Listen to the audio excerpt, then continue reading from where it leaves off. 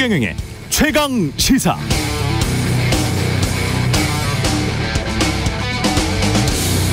네, 김건희 여사의 주가 조작 의혹이 다 해명됐다, 풀렸다고 생각하시나요? 전 그렇게 생각하지 않습니다. 아직 납득되지 않은 지점들이 많지요. 작전 세력들이 3,300원에 8만 주 매도 때려달라고 문자를 보낸 직후 김 여사 계좌에서 8만 주가 매도됐다는 것이나, 대량의 주식을 장외에서 한꺼번에 거래하는 블록 딜을 했다는 것이나 뭔가 짜고 친 것 같습니다. 일반 주식 투자자들은 경험해 보지 못한 일들입니다. 이상합니다. 상식적으로. 그래서 이상하다고 지적해 왔습니다. 그러나 대통령실이나 집권여당은 이미 지난 정권 때 탈탈 털 만큼 털었다는 식상한 주장만 해왔죠. 거의 똑같습니다. 김남국 의원 코인 투자가 법적으로 문제가 있는 것은 아니지 않느냐고 항변하는 분들이 많던데요. 나중에 법적으로 문제가 아니라고 판명 날 수도 있겠습니다만, 국회의원이 상임위 회의 중에 코인 거래를 해요. 거래소에 상장되기 전에 한 코인에 수십억 원, 이른바 몰빵 투자를 합니다. 뭔가 냄새가 나죠? 아무런 정보 없이 수십억 원을 한 종목에, 그것도 거래소에 상장되기 직전에. 게다가 김남국 의원의 해명과는 달리 국회 사무처 감사관실은 이미 국회 소속 재산신고 대상자 모두에게 가상재산을 보유한 경우 기재해달라고 요청했다는 거잖아요. 그런데 안 한 겁니다. 왜 안 했을까요? 그러나 김남국 의원은 검찰이 정권의 실정을 덮기 위해 이 사안을 터뜨렸다는 식상한 주장만 되풀이하고 있습니다. 무엇보다 민주당은 김남국 의원의 코인 의혹과 그 직후 안이한 대응 때문에 앞으로 쌍특검을 강하게 주장할 명분도 상실하고 있습니다. 이런 식이면 앞으로 대통령실, 집권여당에게 투명하고요, 당당하게 특검에 응하라고 주장해도 잘 안 먹힐 것 같은데요. 김남국의 코인 의혹보다 민주당의 대응이 더 실망스럽습니다. 네, 안녕하십니까. 5월 17일 세상에 이익이 되는 방송 최경영의 최강시사 출발합니다. 저는 KBS 최경영 기자고요. 최경영의 최강시사 유튜브에서도 실시간 방송합니다. 문자 참여는 짧은 문자 50원, 기본자 100원이 드는 샵9730, 콩오플 무료고요. KBS 1라디오 채널에는 정치, 경제, 사회문화 등 다양한 명품 콘텐츠가 있습니다. 구독과 좋아요, 댓글 많이 부탁드립니다. 오늘 최강시사, 윤석열 대통령의 간호법 거부권 행사에 대한 야당 입장, 그리고 여당 입장 들어보겠습니다.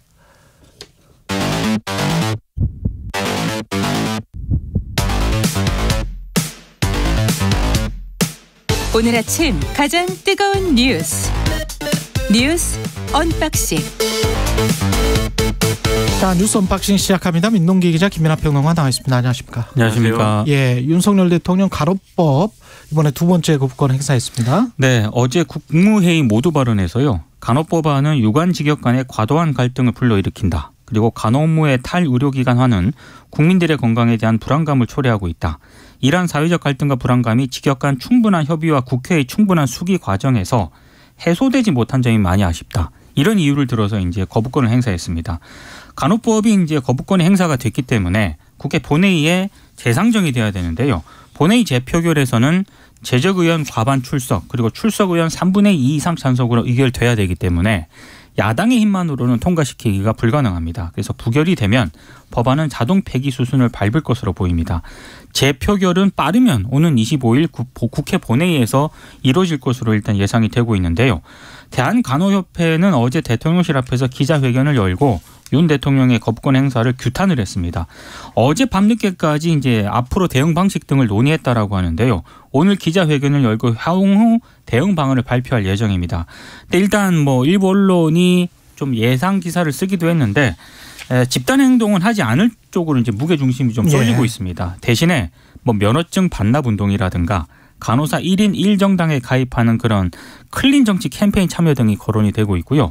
또 언론 보도를 보니까 진료 지원 인력 PA라고 하는데 이 간호사들이 한 10,000명 정도 되거든요. 그렇죠. 근데 지금 대학병원에서 전공의 등과 함께 수술, 시술 보조를 하고 있는데 그렇습니다. 이게 의료법상 불법입니다. 그래서 준법 투쟁을 할 가능성도 있다. 그러니까 이걸 안 하겠다는 거죠. 들어가지 않는다. 네, 이런 방안들이 거론이 되고 있습니다.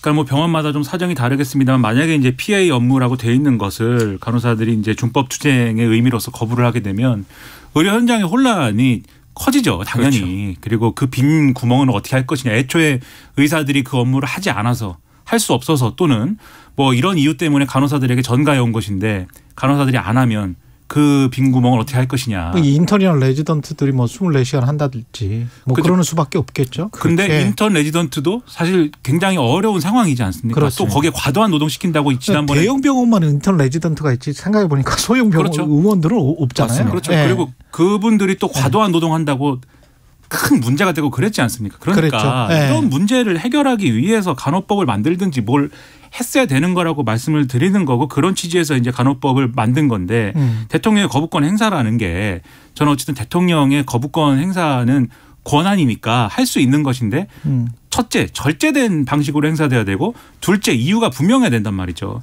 윤석열 대통령이 그 이유를 설명한 게 유관 직역 간의 과도한 갈등을 불러일으키는 법이다.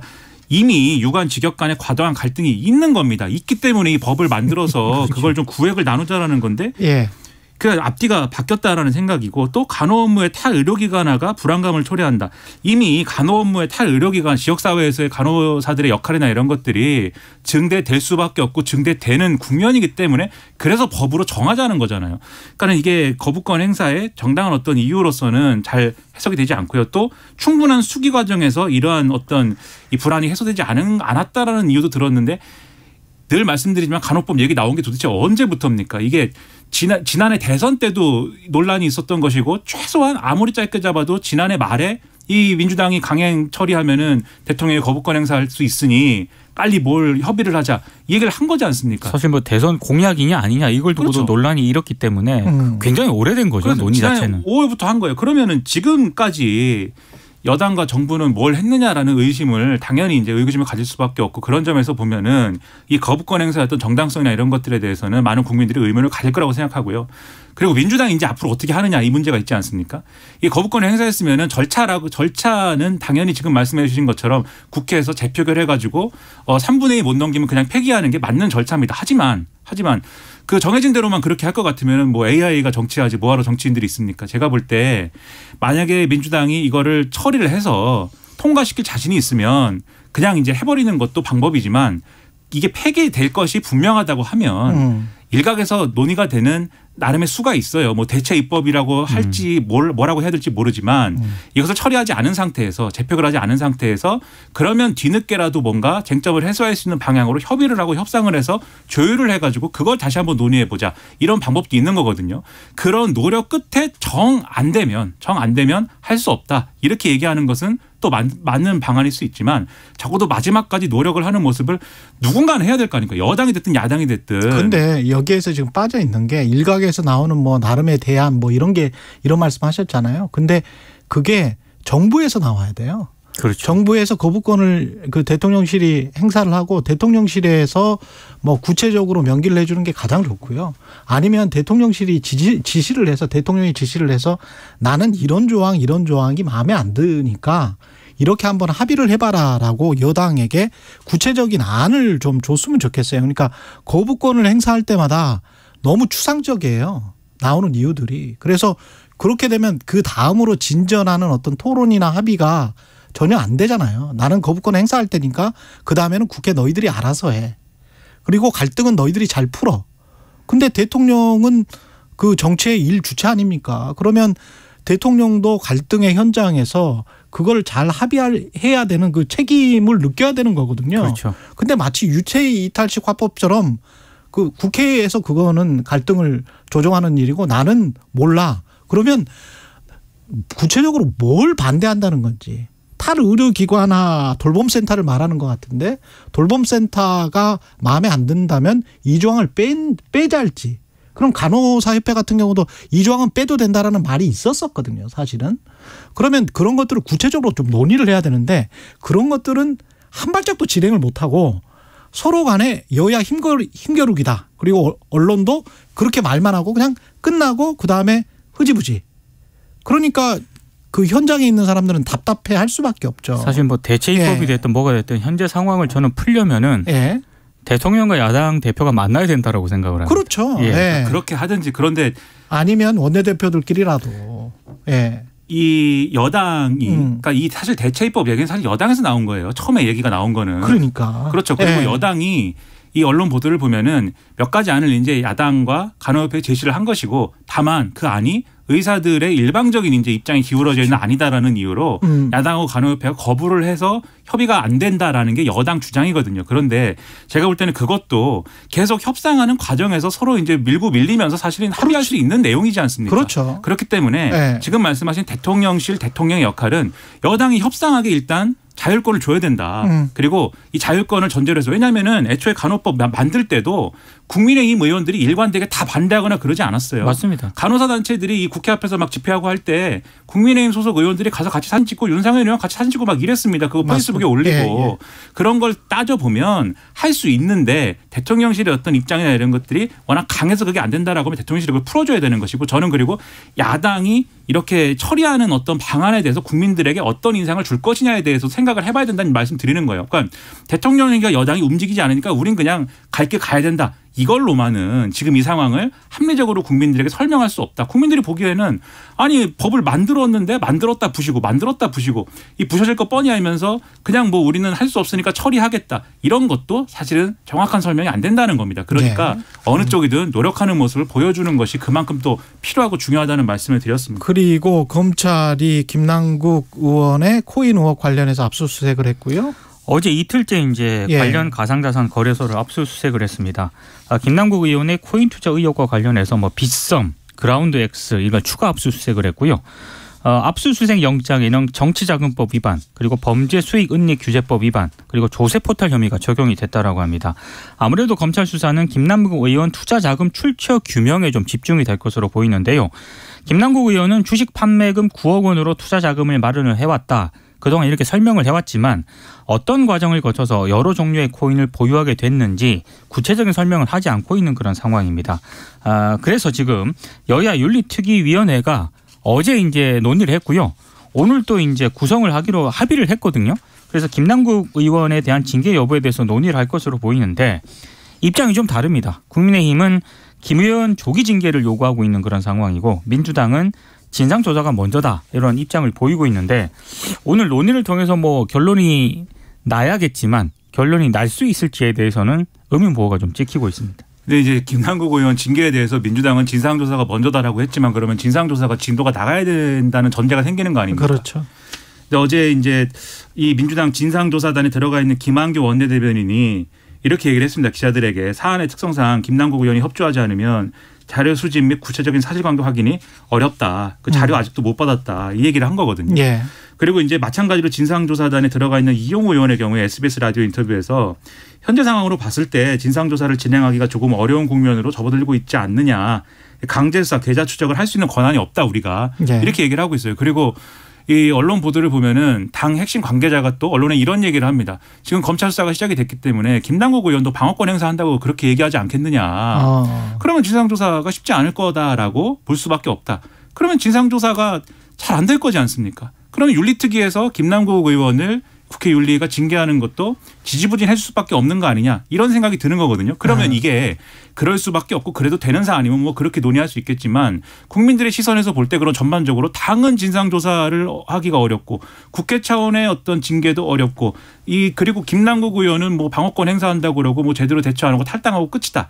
라고 하면은 이것은 국민들에게 어떤 인상을 주겠는가 이러한 깊은 고민이 필요한 상황이다라는 겁니다. 지금까지 나온 사실을 정리를 해서 민주당이 지금까지 김남국 의원의 행위는 이것이 확인이 됐다. 언론 보도를 통해서 확인된 것들 이런 것들 중에서 사실들이 분명히 있거든요. 네. 그러면 그런 것들을 백서 같은 걸로 만들어서 국민들에게 아뢰고 이런 것들은 잘못했다. 그리고 우리는 이 사실만 가지고도 윤리적으로 징계를 할 수 있다고 본다. 이렇게 나서는 게 가장 뭐랄까요? 그나마 지금 좀 늦었지만 설득력이 있는 그런 자세라고 보고요. 지금 이렇게 계속 시간을 끌면서 뭐 진상조사 이야기하는 거는 납득하기가 힘듭니다. 공이 검찰로 넘어가기 때문에 명백한 한계가 있고 그리고 민주당은 법적인 부분 그리고 윤리적인 부분 이런 부분에 대해서 방금 최경영 기자께서도 말씀하신 것처럼 명확히 이 부분에 대해서 어떤 태도를 취할 것인가 입장을 좀 드러난 사실들이 맞습니다. 있기 때문에. 그리고 5.18 조사위에 계엄군이 최소 20곳 50회 시민에게 발표했다. 이거는 또 다시 이제 역사적 사실 이렇게 계속 확인해야 되는 것도 참 안타깝습니다. 예. 그러니까 진상규명이 아직 남았다는 그런 예. 얘기인데요. 어제 5.18 민주화운동 진상규명조사위원회가 대국민 보고회를 열고 이제 몇 가지 입장을 내놓았거든요. 방금 말씀하신 것처럼 5.18 민주화운동 당시 계엄군이 시민을 향해 최소 20곳 이상에서 50여 차례에 걸쳐서 발포한 사실이 또 드러났습니다. 이것 자체도 일단 굉장히 충격적이고요. 오늘 또 한겨레 신문 등을 보면은 이런 내용도 있습니다. 당시 계엄군이 5월 27일 진압작전이 끝난 뒤에도 시민을 사살했다는 그런 증언이 나왔거든요. 이거는 이제 최근에 프랑스 사진작가 파트리크 쇼벨이라는 사람이 이 광주에 왔습니다. 그래서 이제 쇼벨 작가가 조사위원회에 한 증언입니다. 예. 그러니까 5월 27일 광주 진압작전이 끝난 뒤에 광주 YMCA 건물에 은신해 있다가 당시 19살이었던 김종현 씨가 밖으로 나왔는데 이 김 씨를 당시 계엄군이 총으로 이제 사살을 했다는 그런 겁니다. 예.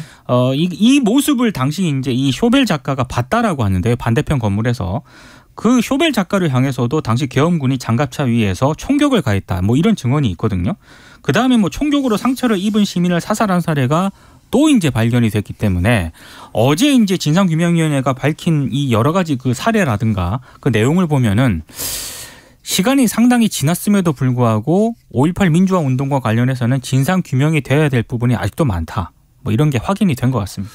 그렇죠. 그리고 당시에 이제 민간인 발포 책임이나 이런 것도 말씀해 주셨듯이 이제 정확하게 어떤 일이었다라는 것을 규명하는 데는 실패해 왔던 거 아닙니까? 그렇죠. 그래서 이번에 이제 규명할 수 있는 거냐에 대한 기대가 있는 것이지만 그래서 앞으로도 어쨌든 이 진상규명을 무슨 뭐 할 게 없는데 계속 끌고 가자는 게 아니라 남아 있는 것이기 때문에 진상규명은 당연히 해야 되는 것이고요. 그 진상규명을 통해서 지금 남아 있는 유족들 그리고 광주 시민들 그 당시 상황을 겪었던 광주 시민들에 대해서 우리 사회가 뭔가 치유할 수 있는 그런 어떤 계기나 이런 것들을 계속해서 만들어줘야 되는 것이죠. 내일이 이제 5.18인데 아마 이제 전해지기로는 윤석열 대통령이 통합적인 어떤 메시지를 내고 여기에 또 여야 모일 거 아닙니까? 모인 그렇죠. 자리에서 그러한 이제 중도지향적인 뭔가 이런 뭐 태도를 펴면서 그런 이제 통합의 메시지를 낼 거다라고 예고를 하고 있습니다. 그런데 저는 메시지와 뭐 이런 발언 이런 것도 중요하지만 이런 진상 규명이라든지 실제적으로 필요한 부분에 대해서 대통령과 정부가 정말 이 전적으로 지원하고 이런 부분에 대해서는 전적으로 필요하기 때문에 얼마든지 여기에 대해서는 최선을 다하겠다라는 메시지가 필요하다고 봅니다. 근데 예를 들면 과거사위나 이런 데 보면 들어가 있는 인물들이나 이런 거 보면은 이해가 안 되는 인물들이 있었던 거지 않습니까? 그리고 그런 것들을 미루어 보면은 과연 과거사에 대한 어떤 진상규명이나 이런 것들에 대해서 정부가 적극적일 것이냐. 오히려 진상규명이나 이런 것들은 어느 정도 됐으니까 그 민주화 운동 이런 얘기는 됐으니까 경제 발전이나 광주에 필요한 어떤 뭐 그런 게 필요한 거 아니냐라는 메시지를 사실은 얘기하고 싶은 거 아니냐. 그러니까 지난 대선 때 했던 얘기거든요. 이런 것들이. 그렇게 하지 말고 물론 그런 것도 필요하지만 이 진상규명이나 이런 것들이 끝나지 않았다는 거에 대해서 대통령과 정부가 좀 더 적극적인 태도 그리고 그런 메시지를 내줬으면 좋겠습니다. 피해자들 관점에서 생각을 해보자면 프랑스 사진작가가 와서 증언을 했던 이야기가 새롭지가 않거든요. 전혀. 그렇죠. 제가 모두에서 말씀드렸듯이. 근데 광주 시민들이나 전라남도 지역에 그때 당시에 광주에 있었던 사람들이 다 증언을 했는데 증언을 하고 그때 당시에 다치거나 죽었던 사람들의 유족들이랄지 그런 사람들의 말을 좌파 빨갱이 국가 전복 세력 그렇게 하면서 수십 년 동안 국가와 언론이 매도를 했잖아요. 그리고 나서 프랑스 사진작가가 이야기를 하거나 미국의 어떤 사람 독일의 어떤 사람들이 이야기를 하면 그것만 객관적으로 받아들이고 지금도 국가가 또는 정부가 어떤 특정한 사안들이나 어떤 특정한 사람들을 좌파로 규정해서 어떤 그 딸을 시키려고 하는 굉장히 폭력적인 모습을 보이는 거거든요. 그거는 과거와 현재가 이어져 있는 것이고 굉장히 민주적이지 않는 반민주적인 작태가 아직도 남아있다고 봐야 되겠습니다. 당시 부상자들 있지 않습니까? 예. 지금까지 고통을 받고 계신 분들이 굉장히 많습니다. 예. 여기까지 하겠습니다. 뉴스 언박싱 민동기 기자 김민하 평론가였습니다. 고맙습니다. 고맙습니다. KBS 1라디오 최경영의 최강시사 듣고 계신 지금 시각 7시 39분입니다.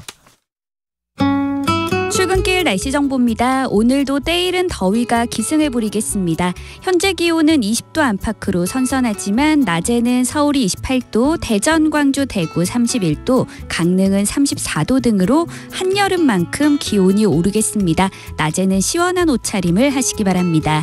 오늘 전국이 대체로 맑겠고 대기질도 양호하겠는데요. 낮 동안은 자외선 지수와 함께 호흡기와 눈에 해로운 오존 농도가 매우 높게 나타나겠습니다.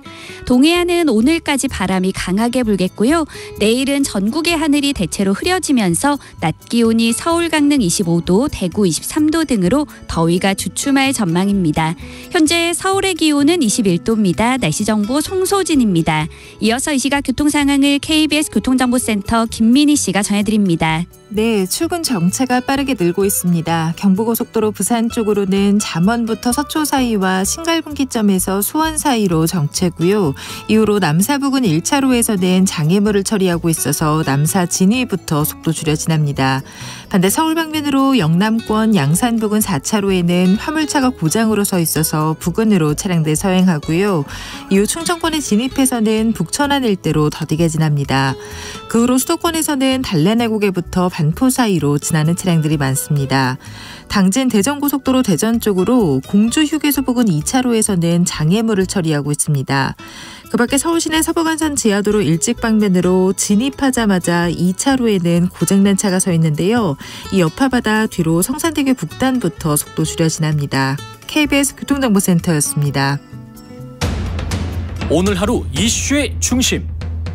당신의 아침을 책임지는 직격 인터뷰. 여러분은 지금 KBS 1라디오 최경영의 최강시사와 함께하고 계십니다. 네, 윤석열 대통령이 어제 간호법 제정안에 대한 법률안 거부권을 행사했습니다. 더불어민주당 정책위 수석 부의장 김성주 의원 나오셨습니다. 안녕하세요. 예, 안녕하세요. 이게 지금 취임 이후에 두 번째 거부권 행사인데 예상은 하셨을 것 같고요. 예, 처음에는 설마 거부권까지 행사하겠는가 싶었는데 그러셨어요? 예. 최근에 당정 협의를 거치는 걸 보면서 결국은 거부권 하는구나 이렇게 판단하고 있었습니다. 왜 설마라고 생각을 하셨어요? 왜 그 전에 대선 전에 했던 말들이나 뭐 이런 것들 때문에 윤석열 그렇습니까? 대통령이 후보 시절에 간호법 제정에 대한 약속을 했고 또 국민의 힘이 자신들이 간호법 입법 발의를 한 상태였기 때문에 국민의 힘도 그렇습니다. 이게 3명의 대표 발의가 있었고 115명의 의원이 공동 발의를 했는데 그중에 국민의힘 의원도 다수가 참여했습니다. 그래서 대통령이 후보 시절 약속하고 여당이 스스로 발의한 법안에 대해서 반대하고 거부권을 행사한다는 것은 상상조차도 할 수 없었죠. 약속을 하지는 않았다. 전반적으로 뭐 처우를 개선하는 그런 취지였다. 이렇게 지금 이야기를 하고 있잖아요. 2022년 1월 11일 날 윤석열 후보가 간호협회에 방문해서 이렇게 얘기합니다. 내가 대통령이 되면 의료 기득권에 영향받지 않고 하겠다. 그 말도 해요? 의료 기득권에 그게 잠깐 좀 간호협회에서 그 영상 내용을 비쳤다가 대통령을 너무 자극한다라고 하는 그런 우려가 있어서 그 화면을 스스로 내렸는데요. 명확하게 내가 한다라고 믿어주세요라고 한 말이 있습니다. 그리고 그때 당시에 방문했을 때 간호협회 그 강의실인가요? 악수를 했던 그 장면 뒤에를 보니까 간호법 제정과 관련해서 플랜카드가 걸려져 그렇습니다. 있었었죠. 근데 이제 간호협회는 그거를 약속으로 지금 받아들인 것이고. 당연하죠. 근데 이제 대통령실이나 정부는 후보뿐만 아니라 공약집이나 이런 국정과제에 빠져 있다. 써 있지는 않다. 이렇게 지금 주장을 하고 있는 거죠. 민주당도 똑같이 대선 과정을 거칩니다만 저도 선거 출마해서 어디 가서 누구한테 이 얘기를 하면 그건 약속인 겁니다. 공약집에 들어가야만이 정식 공약이고 아니면 지키지 않아도 된다라고 하는 건 있을 수가 없는 것입니다. 민주당은 지난 대선 과정에서 이재명 후보가 이야기했던 모든 내용들을 공약이라고 해서 이행에 대한 계획까지 세워놨습니다. 제가 정책본부 수석 부본부장으로 그런 작업들을 지휘했거든요. 그런데 대통령이 직접 가서 간호법 제정에 대한 약속을 하고 나를 믿어주세요 했고 그다음에 원희룡 정책본부장 현재 박대출 정책위 의장이 전부 간호법 제정에 약속했지 않습니까? 이거 후보의 뜻이다고. 근데 와서 이제 그게 덕담이었다고? 그게 말이 됩니까? 그러면 중간에 뭐 거부권을 행사하긴 했습니다마는 여당이나 또는 정부가 이런 거를 좀 이 조항을 빼주거나 이 조항을 수정하면 합의를 할 수 있다 이런 사인 같은 거는 안 왔습니까? 그 국회 보건복지위원회에서 이 간호법을 논의를 한 게 모두 5차례입니다. 한 차례 공청회가 있었고요. 다 몇 시간씩 치열한 토론과 논쟁, 반론들을 거쳐서 수정안에 합의한 거예요. 여야가 같이. 그때도 의료법에 그대로 두는 게 낫겠다고 하는 주장도 있었고요. 간호법이 아니라 간호사법 또는 처우 개선법이라고 하는 주장도 있었지만 그렇다고 하면 이 간호법을 제정하려고 했던 입법 취지 이런 부분들이 살 수 없다고 해서 여야 간의 논의 과정 속에서 다 정리한 것입니다. 근데 이거를 법안이 국회를 통과하고 난 다음에 이거를 간호사 처우 개선법으로 바꾸자 그걸 또 이제 반대하니까 그러면 간호법이 아니라 간호사법으로 하자라고 주장하는 것 자체가 자신들이 발의하고 자신들이 논의에 참여해서 합의한 내용을 스스로 파기한 거죠. 이게 코미디지 이게 사기죠. 코미디고 사기다. 조규용 보건복지부 장관은 이렇게 이야기를 해요. 국가가 책임지고 간호사 처우를 개선하겠다. 간호사 처우를 개선하겠다면서 간호법을 거부를 해요? 네, 간호법을 그 제정은 못했으니 뭐 개선하겠다. 근데 개선할 수 있는 방법이 있을까요? 윤석열 정부 출범하고 1년 동안 그럼 간호사 처우 개선해서 뭘 했습니까? 이제 간호법을 거부하려고 하는 명분을 세우기 위해서 처우 개선할 테니 간호법 하지 말아라? 그게 말이 됩니까?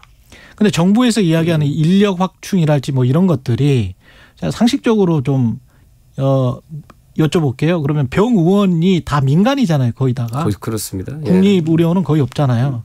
그러면 인력 확충을 하려고 하면 병의원에게 강제할 수는 없는 거 아니에요. 민간인데. 그렇죠. 그럼 정부가 어떻게 간호사 처우를 개선할 수 있어요? 그러니까 병원 입장에서는 의사 적게 쓰고 간호사 적게 써야 돈이 벌리겠죠. 그렇죠. 그러면 그 병원들이 의료기관들이 충분한 수익을 날 수 있도록 정부가 건강보험을 통해서 지원하든지 정부 재정 지원해야 되는데 그런 내용 없이. 그런 내용이 없습니까? 없어. 어디에 그런 내용이 있나요? 그냥 간호사 1인당 환자 5명이라고 말했지. 그러려면 간호사를 엄청나게 많이 채용을 해야 할 텐데 뭐 그거에 대한 계획과 목표가 없지 않습니까? 그냥 간호계를 달래기 위한 그러니까 거부권 행사의 명분을 갖기 위한 속임수일 뿐이죠. 그 법 조항에 법안에 지역사회 간호, 뭐 돌봄센터 이게 어떤 대통령 뭐 탈의료기관화 그게 이제 같은 맥락인 것 같은데 그래서 간호사들이 만드는 의원은 아니지만 좀 의원 같은 뭐 이런 것들이 생길 수 있고 이게 가장 큰 첨예한 거 아니냐.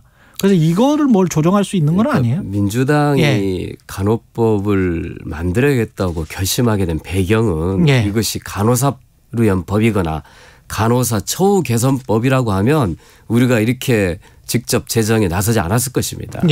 가장 중요한 것이 현재 환자는 병원 안에도 있지만 병원 밖에 있습니다. 더 많은 환자가 있습니다. 그런데 현재 의료법은 병원 안에 있는 환자에 대한 행위만 규제하게 돼 있어요. 병원 안에서 근무하는 의사, 간호사, 의료기사들에 대한 업무 역할에 대해서 규제하고 있습니다. 그런데 환자는 병원 밖에도 있지 않습니까? 그렇죠. 거동이 불편해서 병원에 올 수 없는 노인들, 장애인들, 병원 밖 환자들이거든요. 현재 이 병원 밖 환자에 대해서 현재 의료법이 할 수 있는 게 없습니다. 현재 방문 간호 제도가 있지만 간호사가 집에 가서 할 수 있는 일은 혈압 재고 체온 재는 것밖에 없습니다. 주사를 놓거나 혈액을 채척할 수가 없어요. 왜냐하면 그게 다 의료법 위반이기 때문에요. 그래서 우리가 간호법 제정을 통해서 의사의 지도라고 하는 거는 그대로 인정하되 간호사가 의사가 안 가는 집에 가서 환자들 돌볼 수 있는 길을 열어주자는 거예요. 이것이 그야말로 국민 건강을 위한 법인데 윤석열 대통령 거꾸로 간호법이 국민 건강을 침해한다고 하는 말도 안 되는 얘기를 하면서 간호법을 교부한 거죠. 오히려 의료 소비자들 프렌들리한 법이 간호법이다 이렇게 말씀하시는 거네요. 왜 치료를 받기 위해서 간호를 받기 위해서 돌봄을 받기 위해서 왜 병원에만 가야 됩니까? 병원을 경영하는 입장에서는 환자가 병원에 와야 돈이 되겠죠. 그렇겠습니다. 그럼 환자는 병원에 갈 수 없는 사정도 있고 병원이 아닌 재택 치료나 의료 간호 서비스 받기를 원하는 거잖아요. 그것이 의료법이 가로막고 있기 때문에 그러면 이걸 허용하려면 의료법을 고치든지. 근데 이게 어렵습니다. 왜? 의사단체들이 반대하기 때문이죠. 병원협회가 반대하죠. 그래서 우리가 간호법을 통해서 국민들이 병원 밖 의료 서비스와 간호 서비스를 잘 받도록 하기 위해서 지역사회라는 조항을 넣는데 그걸 빼자고 하는 거는 결국은 의료 기득권의 손을 윤석열 대통령이 들어준 것이죠. 아, 그렇군요. 근데 의료법 개정안과 관련해서 거부권 행사를 안 했죠. 그럼 이제 명분이 없었기 때문이죠. 근데 그럼에도 불구하고 조경 복지부 장관은 금고 이상의 형을 선고받은 경우에 면허 취소 사유 의사 이건 과도하다는 여론이 있기 때문에 법 개정을 또 시사하기도 했단 말이죠. 그 여론은 의사단체 말고는 없습니다. 없다. 아마 윤석열 대통령이 거기까지 거부권을 행사하고 싶었는데 그런 명분이 없고 국민들이 반발이 클 거기 때문에 복지부 장관에게 지시했겠죠.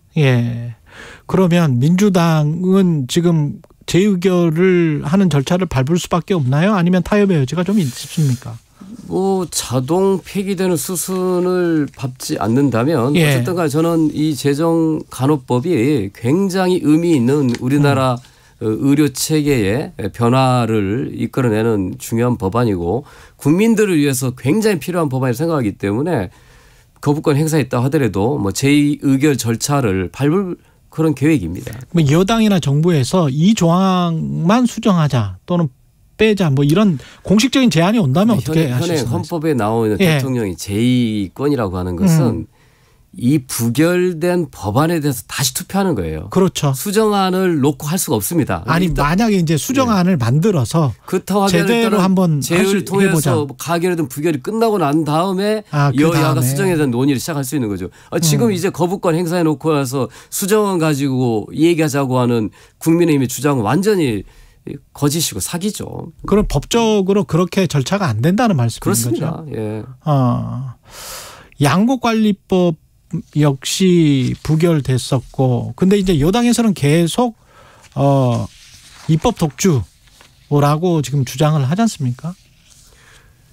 자신들이 발의한 법안을 2년에 걸쳐서 많은 논의와 토론 끝에 합의해 놓고 결정적으로 간호법 처리하려고 하는 표결에 들어가니까 퇴장해버린 사람들이 그걸 가지고 민주당이 입법 독주라고 누명을 씌워요. 이 지금 거부권 행사가 바로 행정 독주죠. 그리고 대통령 독재의 길로 가는 거죠. 앞으로 국회가 국민의 뜻에 따라서 다수결로 입법한 법안을 번번이 대통령이 거부권 행사한다면 그거는 입법부가 무력화되는 것이고 결국은 삼권 분립을 규정한 헌법 정신에 대한 정면 위배가 되는 것입니다. 김재영 님이 집에서 요양하는 환자가 병원으로 가는 것 정말 보통 일이 아닙니다. 이동도 너무 힘들고요. 그렇게 말씀을 하셨습니다만 김정우 님은 간호사 외에도 다른 직역들을 위한 법도 고민을 해 주십시오. 간호조무사들을 위한 법도 필요합니다. 이렇게 말씀을 하시는데. 그러면 간호조무사법도 만들어야 됩니까? 간호법에다가 간호사와 간호조무사에 대한 규정을 넣은 겁니다. 넣습니까? 그리고 간호조무사들이 요구한 법정단체와 요구도 수용한 거고요. 다만 간호조무사들은 2년제 간호전문대 과정을 만들어 달라고 하는데 그거는 간호법에 들어갈 수 있는 내용이 아니고 그거는 교육부 소관이에요. 학교 설립은. 그러니까 그런 부분들은 우리가 검토하고 추진할 수 있다라고 얘기했는데 그 간호법 자체를 반대하고 그 의사단체와 같이 의료연대를 만들어서 하게 되니 타협의 지점이 없게 된 것이죠. 1분 정도 남았는데요. 쇄신 의원총회를 가셨었죠. 의원님도. 이 김남국 의원 관련해서 재산 투명성 강화를 위한 뭔가 또 해야 될 것 같고 김남국 의원도 뭔가 당에서 진상조사를 하든 뭘 해야 될 것 같은데 의원님 의견은 어떠세요? 사실 이제 민주당에서는 있을 수 없는 일이 발생한 거죠. 전당대회 때 무엇이 오갔다든가 또 의원이 국회의원이 되어서 어떤 특정한 재산 증식을 위한 투자를 했다는 것이 있을 수가 없습니다. 저는 정말 민주당 의원으로서 굉장히 부끄럽고 이번 기회를 통해서 철저히 민주당이 다시 태어난다라는 기본 그런 자세로 의지를 다지고 실천해야 된다고 생각하고요. 그러나 개인적인 일탈의 문제를 그냥 개인에 대한 책임으로 비난하게 끝날 게 아니라 우리 모두 우리가 뭘 잘못하고 있는 것인가, 우리가 뭘 놓치고 있는 것인지, 우리가 스스로 불감증에 빠진 것은 아닌지 철저하게 돌아보고 쇄신의 노력들을 해야 될 것이라고 생각합니다. 민주당 정책위 김성주 수석 부의장이었습니다. 고맙습니다.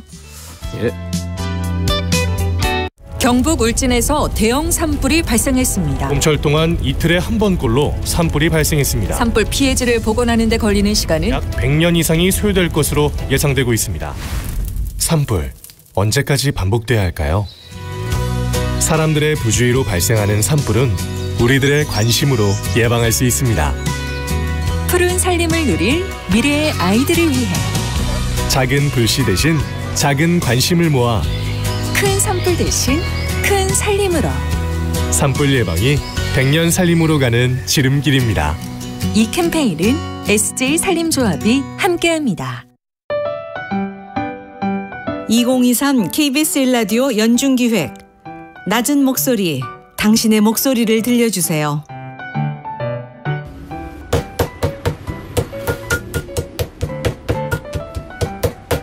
여성 구두 어제 그 굽 가는 거 맡긴 게 있거든요. 아침에. 예.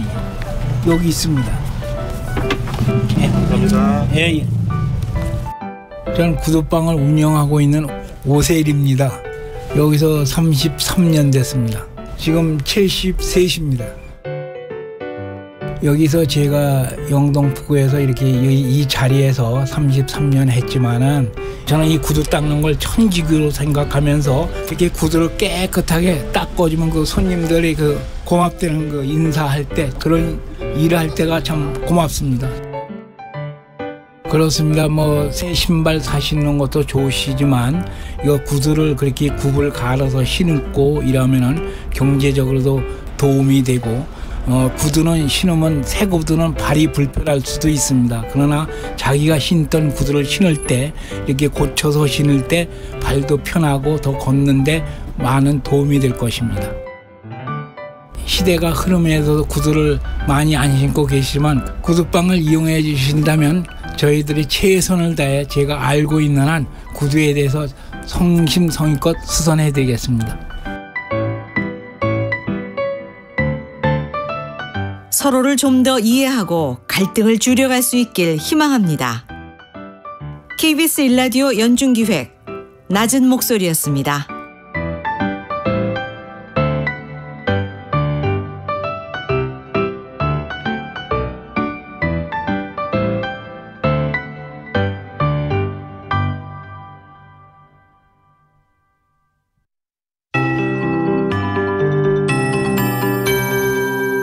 KBS 58분 날씨. 오늘도 때이른 더위가 이어지겠습니다. 어제보다는 기온이 조금 낮겠지만 30도를 웃도는 곳이 많겠는데요. 강릉의 낮 기온이 34도까지 오르겠고 대구 32도, 대전, 광주 31도, 서울 28도 등이 예상됩니다. 내일은 하늘이 흐려서 낮 기온이 서울, 강릉 25도, 대구 23도 등으로 대부분 25도를 밑돌며 오늘보다 3도에서 9도가량 낮겠지만 모레 금요일에 다시 더워질 전망입니다. 기온의 변화가 무척 커서 건강관리에 더욱 신경을 쓰셔야겠습니다. 지금 서해안과 남해안에는 안개가 짙게 낀 곳이 있습니다. 오늘 하늘은 전국이 대체로 맑겠고요. 미세먼지 농도는 좋음에서 보통 단계로 공기도 깨끗하겠습니다. 다만 볕이 강해서 전국의 자외선 지수가 매우 높음까지 오르겠고 호흡기와 눈에 해로운 오존 농도도 나쁨을 보이는 곳이 많겠습니다. 한편 강원 영동과 경북 동해안은 오전까지 오후까지 바람이 강하게 불겠고요. 지금 강원 북부 산지에는 강풍주의보도 발효 중입니다. 대기가 건조해서 불조심하셔야겠습니다.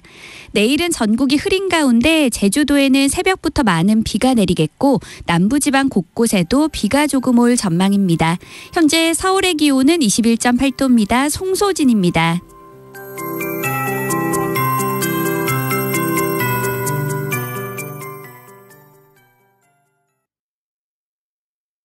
정성을 다하는 국민의 방송 KBS가 8시를 알려드립니다. AM 711kHz, FM 97.3MHz, KBS 1라디오입니다. HLKA.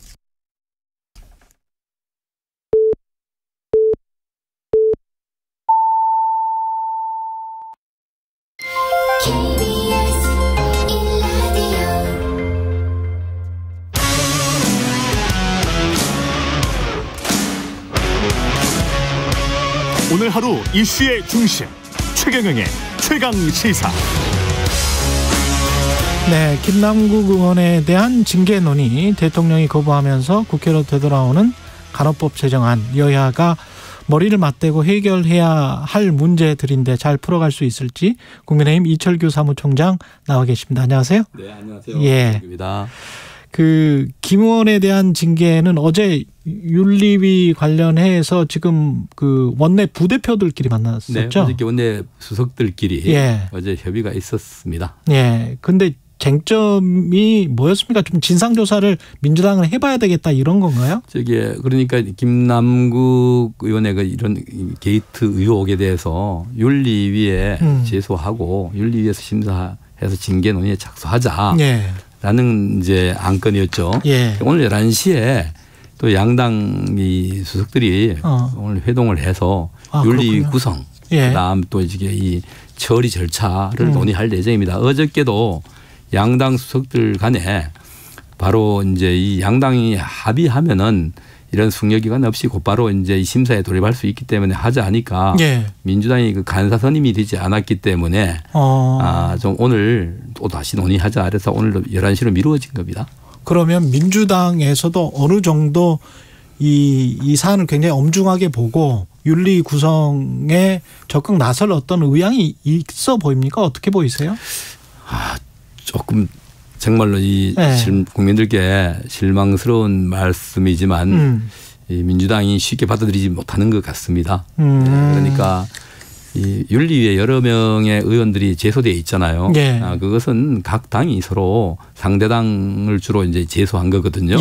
뭐 정치적 이유가 많은 거죠. 정치적 제스처가 좀 있을 수 있고. 그런데 이 사건은 꼭 이 정치적으로만 바라볼 일이 아닙니다. 그래서 이걸 빨리 우선해서 심사해야 되는데 여러 가지 또 그런 의견도 같이 해야 되지 않느냐라는 의견도 있고요. 또 오늘 11시에 양당 수석이 만나서 협의하면 결론이 나올 겁니다. 그 결론에 대한 책임은 결국은 그런 결정을 내린 정당이 오롯이 질 수밖에 없을 것입니다. 윤리위에서 국회의원을 징계를 하면 어디까지 징계를 할 수 있나요? 제명까지 할 수 있는 것이죠. 그러니까 징계 책임이죠. 윤리위원. 그러니까 형사 책임을 물을 수는 없는 것이고요. 국회의원으로서의 그 징계 책임은 결국은 이 직을 면제시키는 거 빼앗는 것이 최고죠. 지금 국민의힘이 당내 태스크포스가 있죠. 그 관련해서 어떤 식으로 조사를 하는 겁니까? 국민의힘. 이 국회에서 조사한다는 게 한계가 있을 수 있겠습니다만 어저께 곧바로 아마 FIU의 보고를 어저께 제출한 것으로 알고 있습니다. 권익이라든가 인사혁신처의 관계자들의 이런 이 보고를 받고 그다음 이제 발생됐던 일들 이런 것과 맞춰가면서 이 진상을 조사할 예정입니다. 거래 시점과 이해상충의 관계 법안을 발의했거나 무슨 뭘 찬성했거나. 그렇죠. 그러니까 김남국 의원의 문제는 여러 가지 있습니다만 드러난 것으로 이 공직자의 이해충돌 방지 부분입니다.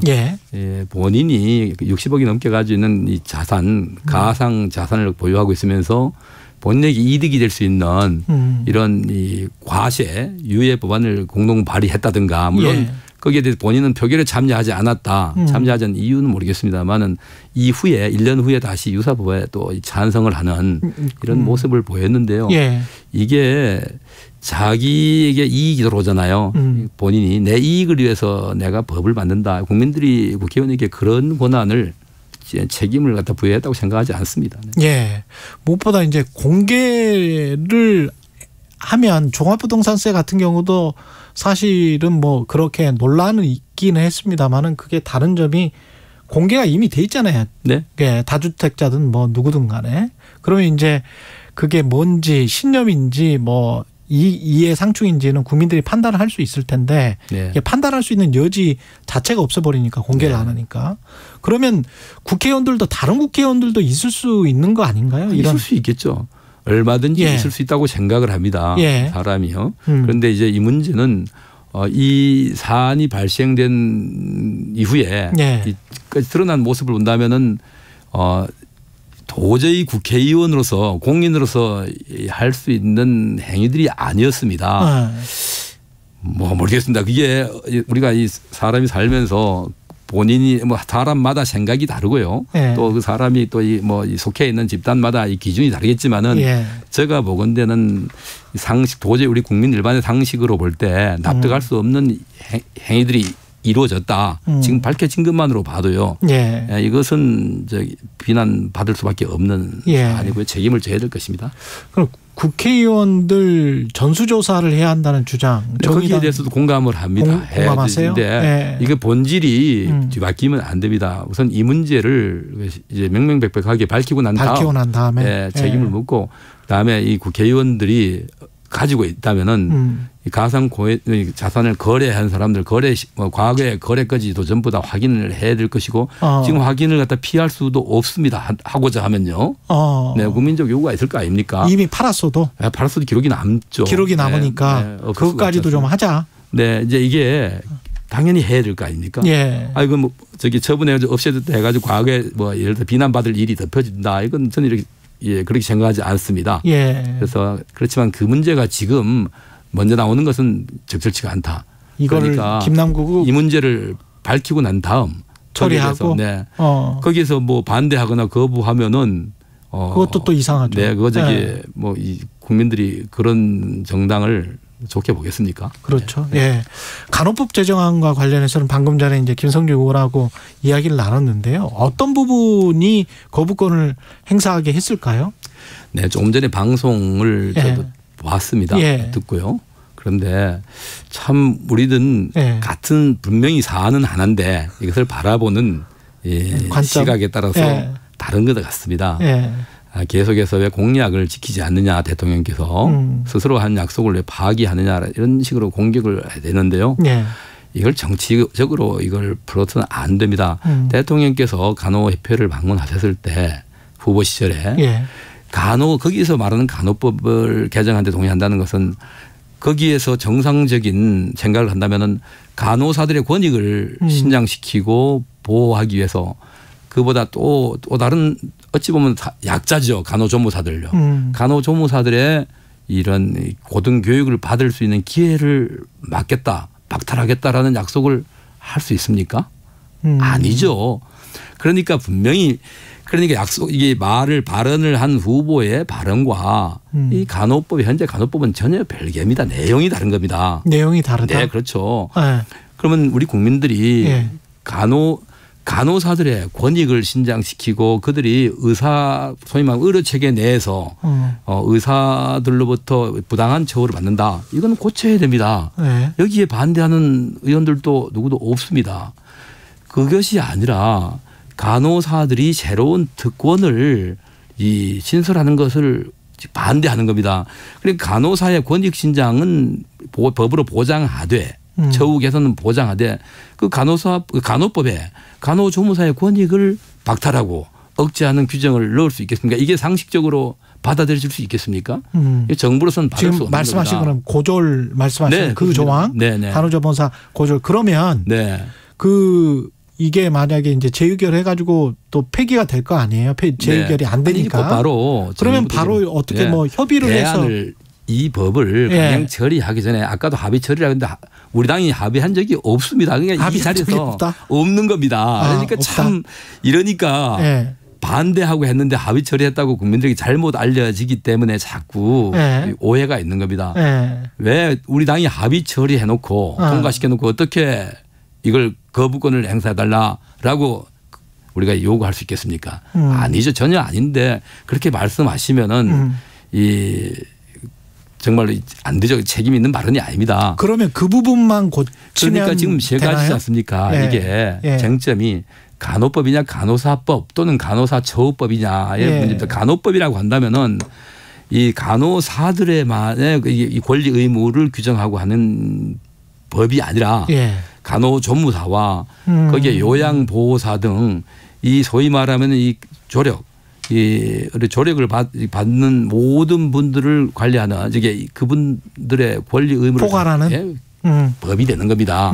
그렇기 때문에 이렇게 되면은 간호조무사 또는 요양보호사분들이 가만히 있겠습니까? 배제된다? 네. 그분들의 목소리는 담겨져 있지 않잖아요. 그런데 그분들의 목소리가 담겨지지 않고 간호사들만의 이런 요구로 간호법이 제정된다면은 혼란이 오죠. 두 번째는 뭐 지역사회 의료체계 이 문제는 어느 정도 이제 이 타협이 이루어져 가지고 이 뒤에 개원하지 않겠다라는 개원하면 아니 된다라는 조항이 들어간다면은 다른 직역에 있는 이제 이 의료 관계자들이 동의 반대하지 않겠다 이겁니다. 의사들이나 이런 분들이 다른 분들이 요양보호사도 마찬가지고요.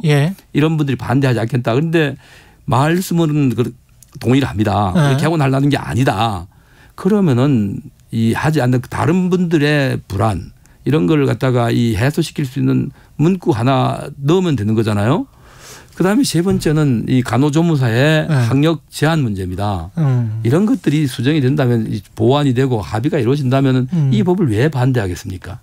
근데 아까 그 김성주 의원의 지적 중에서 그 꼭 병원뿐만이 아니고 일반 의료 소비자들이 그 어떤 이용할 수 있는 그런 간병 시스템이랄지 뭐 이런 돌봄센터랄지 이런 것들은 의료 소비자들한테는 필요한 것 아니냐. 필요합니다. 그러니까 그런 걸 하기 위해서 머리를 맞대고 어디까지 허용할 것인가 하는 게 사회적 합의가 이루어져야겠죠. 저도 지금은 우리 어머님 돌아가시고 장모님도 돌아가셨는데 모시고 살았거든요. 모시고 살 때 이런 서비스 필요를 느꼈습니다. 그렇죠. 느꼈죠. 그렇죠. 사실 우리 어르신이 병원에 안 가시고 진료 안 받아도 많은 분들이 그러실 거예요. 간호사들의 도움만으로도 충분히 서비스를 받을 수 있는데 하는 부분이 있습니다. 그런 것들이 합의 과정을 통해서 국민적 지지를 받으면 입법이 되는 겁니다. 그런데 논의하지 않고 다수의 힘으로 밀어붙이는 또 다수의 힘으로 한다 하더라도 바로 다른 직역에 있는 분들에게 피해가 가지 않는 법을 만든다면 왜 반대하겠습니까? 근데 이제 민주당은 자꾸 그렇게 이야기를 한단 말이죠. 합의를 해놓고. 아닙니다. 합의 안 했습니다. 합의를 안 했다. 합의 그러니까 참 이렇게 말씀하시면은 대통령께서 공약했다. 공약이라는 게 간호사들의 처우를 당연히 개선하자는데 약속 안 하겠습니까? 그런데 그거 할 때 간호조무사는 고등교육 받으면 안 됩니다. 이거 넣어주세요. 이거 후보가 동의하겠습니까? 숫자가 누가 더 많습니까? 우리가 상황을 보면 알잖아요. 그런데 여러분 동의합니다 했다 해가지고 이 모든 것을 그러면 그들이 요구하는 걸 다 동의해야 됩니까? 이건 아니잖아요. 알겠습니다. 뭐 뒤에 근데 간호법 제정이 이렇게 써져 있었긴 했는데 그때. 간호법 제정. 그 간호법 제정이 다른 직역의 권익을 침해하고 고등교육을 제한하고 이런 건 아니지 않습니까? 알겠습니다. 그 이렇게 이제 입법을 했어요. 여하튼 이제 이것도 국회의원도 국민이 뽑아주신 거고 대통령도 국민이 뽑아주신 건데 국회의원들이 여하튼 이제 여당에서는 입법 폭주다라고 주장을 하긴 합니다만. 입법을 하고 대통령이 거부를 하고 이게 지금 이제 점점 계속 이렇게 될 것 같습니까? 그건 좀 걱정되는 거 아닙니까? 현재 민주당의 모습을 본다면은 계속해서 반복될 우려가 있습니다. 그런데 이 과거에 권위주의 체제에서도 이런 일은 없었습니다. 법안 소위에서 한 사람의 의원이라도 반대를 한다면은 그분을 설득하고 이해를 구해서 했지 이렇게 강행 처리한 게 없었습니다. 테러방지법 박근혜 대통령 시절에 테러방지법 경우에 물론 단독 처리를 했지만 당시에 필리버스터라고 하는 과정을 거치면서 충분히 수기 기간을 거쳤습니다. 그런데 지금 민주당의 입법 속주를 보면은 이 안건 조정마저도 무력화시켜가면서 이 거수기로 이 동원해 가지고 강행 통과시키는데 그거는 바람직하지 않습니다. 특히나 이렇게 좋은 법이면 민주당이 정부와 행정부와 의회를 다 장악하고 있던 지난 2년 동안 이 간호법을 왜 제정 안 했겠습니까? 해버리죠. 그다음에 양국관리법도 마찬가지입니다. 그때 그분들이 통과시키고 공포하면은 그냥 효력이 발생되는 겁니다. 근데 그분들이 안 하셨잖아요. 그들 당시에 그 정부 내에 계시던 분들의 반대가 있었잖아요. 그 정부에서. 지난 문재인 정부 시절에 양국관리법을 정부 측이 반대했습니다. 마찬가지입니다. 이 정부가 정당은 뭐 생각이 바뀔 수 있어도 대한민국 정부는 이 전체를 아우러 보는 겁니다. 표만 의식하는 게 아니라 국민 전체 이익, 국민 전체에게 어느 게 도움이 되겠는가를 바라보다 보니까 반대할 수 있는 부분이 나오고 또 모든 것이 간호법의 모든 부분이 잘못됐다고 생각하지 않습니다. 그런 아까도 말씀드린 바와 같이 일부 독소 조항 도저히 정부가 받아들일 수 없는 독소 조항을 넣음으로써 거부권을 행사하게끔 만들고 그런 걸로 결국은 정부가 곤란하게 대통령과 정부가 국민들로부터 저기 불통이라는 이미지를 갖게끔 만들려고 의도적으로 했다고 저는 봅니다. 의도적이다. 네. 예, 알겠습니다. 여기까지 간호법 이야기하고요. 국민의힘 이야기를 좀 해봐야 되는데 지금 상황은 다 정리가 됐다고 보십니까? 일단 태영호 3개월, 김재원 1년. 네. 예. 뭐 일단 저기 설화와 관련해서 두 분의 또 이 최고위원께서 그래서 징계 처분을 받았습니다. 또 다들 수용하는 분위기고요. 또 자숙하고 계십니다. 그분들이. 그래서 이제 마무리로 태영호 최고위원은 이제 사임을 했기 때문에 한 달 이내에 후임 최고위원을 선출하는 절차만 남아 있습니다. 일단 뭐 그런 것들은 바로 우리 당은 문제가 되거나 비난받을 일이 있을 때 곧바로 거기에 대해서 사과하고 또 책임을 묻습니다. 이게 민주정당의 바람직한 모습이 아닌가 생각합니다. 예. 누굽니까? 지금 현재 최고위원들이 좀 친윤 일색이다. 뭐 이런 좀 평가도 있잖아요. 그래서 예. 그 다음에 후임이 누가 되느냐도 관심인데 어떻게 보세요? 우선 우리 당의 의원들이 대통령하고 반대편에 서 있는 의원들이 있습니까? 저는 없다고 생각합니다. 생각이 방식이 좀 다른 분들이 있을 겁니다. 그다음에 이제 후임이 특별히 지금 누구를 정해놓고 한다든가 이런 건 없고요. 29일, 30일 양일간 이제 등록을 받는데 아마 뭐 뜻 있는 분들 또 후보하실 것이고요. 또 우리 그 선출권을 가지고 있는 상임위원들께서 좋은 분을 선택하지 않을까 생각이 됩니다. 천하람 위원장이 어제 저희 프로에서 재선 이상의 친윤으로 뽑을 것이다 이렇게. 그분은 점치는 게 늘 틀리지 않습니까? 틀릴 것이다. 뭐 틀릴 것입니다. 그냥 이게 왜 또 조선은 안 되고 재선은 되고 친윤 뭐 본인들이 친윤 비윤을 가르마를 타는데요. 좀 이제는 책임 있는 말씀들을 좀 해 주셨으면 좋겠습니다. 그리고 광주 민주화운동 43주년이 내일인데요. 어떻게 다 참석하시나요? 네, 우리 당 의원들 전원이 내일 참석합니다. 그리고 우리 현역 의원들뿐만 아니라 수도권에 있는 의원, 당협위원장들도 40명 넘게 43명이 또 함께 갑니다. 그리고 지역에서는 또 행사장으로 바로 오시는 분들도 계시고요. 이렇듯 우리 당원을 대표하는 국회의원과 당협위원장들이 내일 최대한 행사에 참석해서 5.18의 의미를 되살리고 이제 이 가치를 5.18이 우리 역사에서 무엇인가를 다시 한번 되새기는 이런 행사에 동참하고자 합니다. 그리고 어제가 이태원 참사 발생 200일 됐는데요. 관련해서 유족들은 지금 계속 반발하고 있잖아요. 진상규명이 제대로 되지 않았다. 책임자가 처벌이 되지 않았다. 지금 관련자들 재판이 진행 중에 있습니다. 이태원 사고는 참으로 이 가슴 아픈 일입니다. 이게 그 젊은이들이 특히나 사람의 목숨은 다 고귀합니다. 그렇지만 또 좀 이 펴보지도 못한 이런 젊은 나이에 축제에 참여했다가 이렇게 유명을 달리한 분들, 그분들의 죽음은 아마도 이 다른 분들의 이런 이 사고와 달리 더 가슴 아프고 우리 국민들에게 큰 충격으로 다가왔습니다. 여기에 진실을 밝히는데 누가 이걸 반대하고 또 이걸 누가 방해하겠습니까? 있을 수도 없는 일이고 있지도 않았습니다. 대한민국이 건국 이래 80년이 다 되어 갑니다. 적어도 대한민국의 수사기관에 또는 사법기관이 어느 특정 권력을 가진 권력자가 손아귀에 놓고 마음대로 움직일 수 있는 조직도 아닙니다. 그런 전문가들이 모여서 철저히 수사를 하고 또 기소를 하고 지금 재판이 진행 중에 있는데 아무도 책임지지 않았다라고 말씀하시면은 그 책임을 누구에게 물어야 됩니까? 그래서 이런 부분은 저는 민주당이 최초의 이 사고가 발생하고 난 다음에 민주당이 어떤 모습을 보였습니까? 대한민국 국회 제1당입니다. 또 집권을 15년간 해온 당입니다. 정당입니다.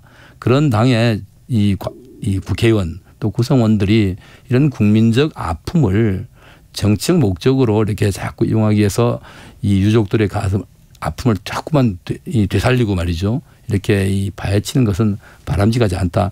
국회에서 얼마든지 현안 질의라든가 뭐 이런 과정을 통해서 수사, 진상규명 또 그다음에 재판 과정에 은폐가 있었는지 또는 부당한 재판이라든가 절차가 있었는지를 따지고 확인할 수가 있습니다. 이 제도 권력이 이걸 갖다가 이 제도 권력을 부정한다면은 국가를 결국은 부정하게 됩니다. 지금까지 우리가 여러 사회적 참사가 있었습니다. 여기에 대한 진상조사위가 구성되었었는데 수사기관의 수사를 넘어서는 진실이 밝혀진 게 없지 않습니까? 저는 다시 한번 우리 더불어민주당 측에 촉구하고 싶습니다. 사회적 아픔, 우리 국민적 아픔을 정치에 이용하는 이런 모습은 이제 그만할 때가 됐습니다. 네. 실질 진실을 밝혀야죠. 거기에는 동의합니다만은 이걸 정치 공세로 이용하고 정치적 목적으로 이용하는 것은 국민들 다수도 동의하지 않으실 겁니다. 알겠습니다. 네. 여기까지 듣겠습니다. 국민의힘 이철규 사무총장이었습니다. 고맙습니다. 최경영의 최강시사는 여러분과 함께합니다. 짧은 문자 50원, 긴 문자 100원이 드는 샵 9730. 어플 콩과 유튜브는 무료로 참여하실 수 있습니다.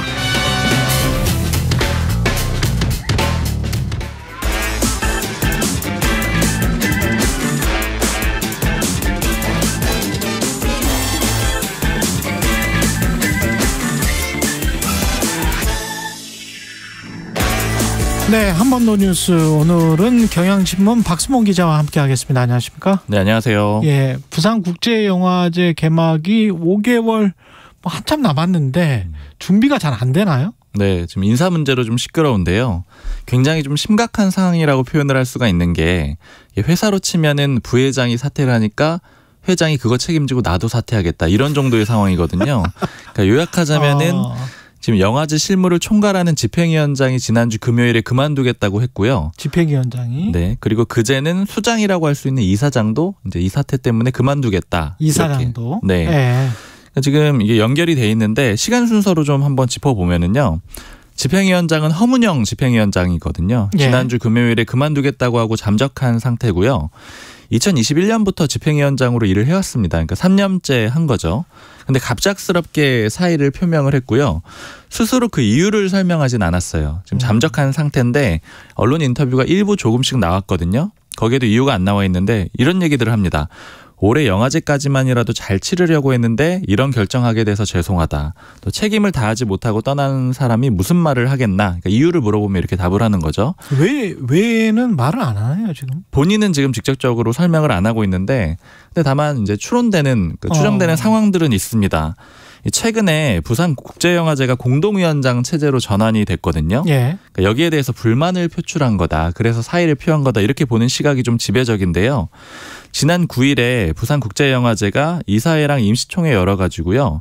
이 조종국 씨를 운영위원장으로 임명을 합니다. 근데 이 운영위원장이란 자리가 원래 부산국제영화제에 없던 자리예요. 없던 자리인데 새로 신설을 해가지고 만들었고 이 사람을 임명을 했고요.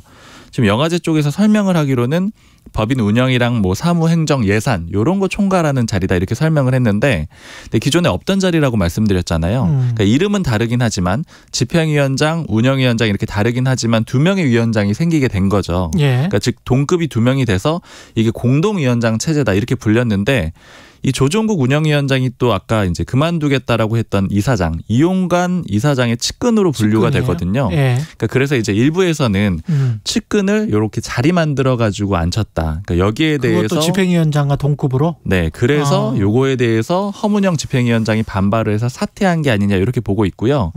근데 다만 이제 좀 반대되는 그런 보도도 나오고 있어요. 이게 워낙 관심사다 보니까 연예 매체들이 많이 보도를 하고 있는데. 예.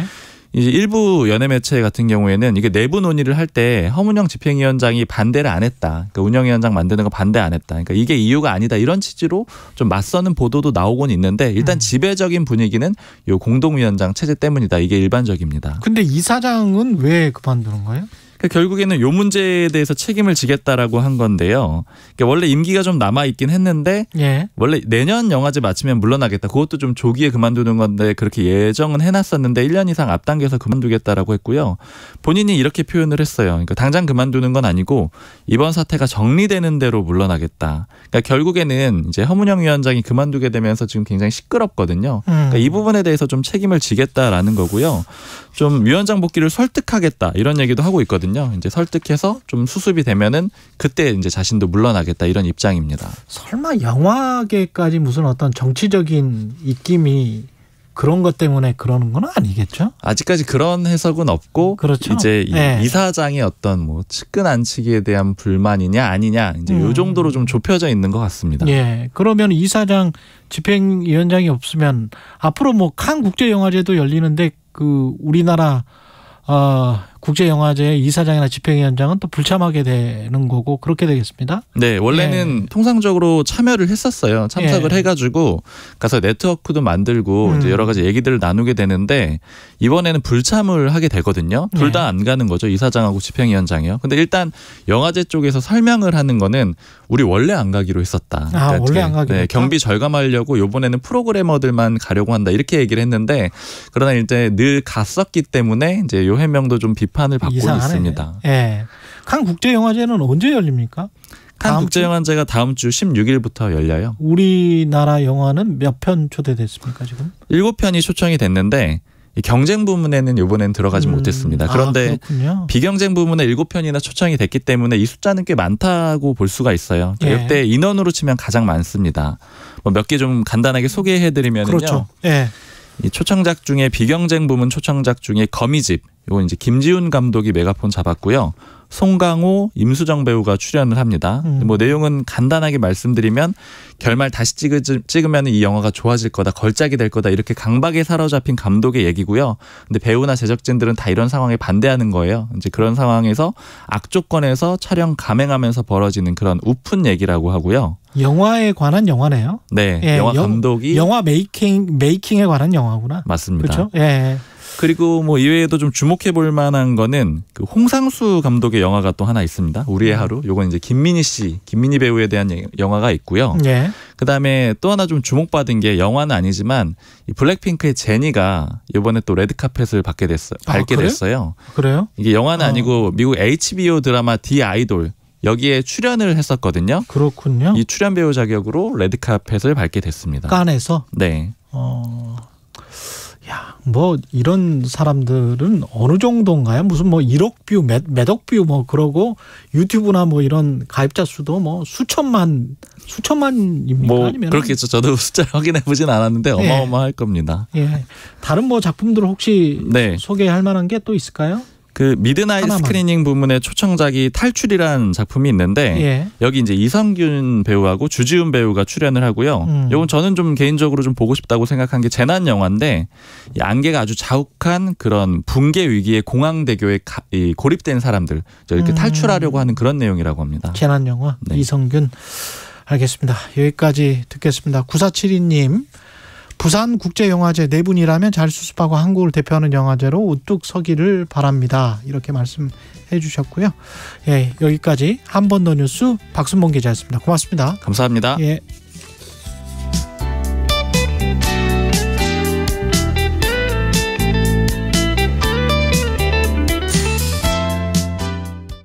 잠시 후 8시 반부터 일부 지역국에서는 해당 지역 방송을 보내드립니다. KBS 기자 홍사원입니다. 홍사원의 경제쇼 인기가 심상치 않습니다. 뭔 경제 프로가 예능보다 더 재밌냐, 뭐 귀에 쏙쏙 들어온다. 제 의견이 아니고 여러분들이 해주신 평가입니다. 한번 들으면 빠져나올 수 없는 치명적 매력. 오후 4시 5분 홍사원의 경제쇼. 제가 진행을 아주 잘합니다. 진행은 서툴지만 내용은 알찹니다. 진실의 편에서, 정의의 편에서, 약자의 편에서 뉴스를 전합니다. 주진우 라이브와 함께 더 많이, 더 오래 웃었으면 좋겠습니다. 매일 오후 5시 5분 KBS 1라디오 주진우 라이브. 지금 시각은 8시 30분입니다. KBS.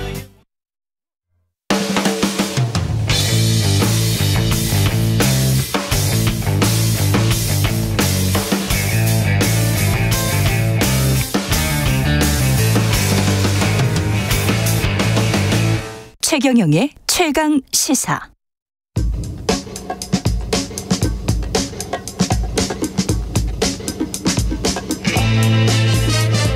네, 우리가 접하는 뉴스의 대체부터 지금까지 뉴스 일대기를 쫙 살펴보겠습니다.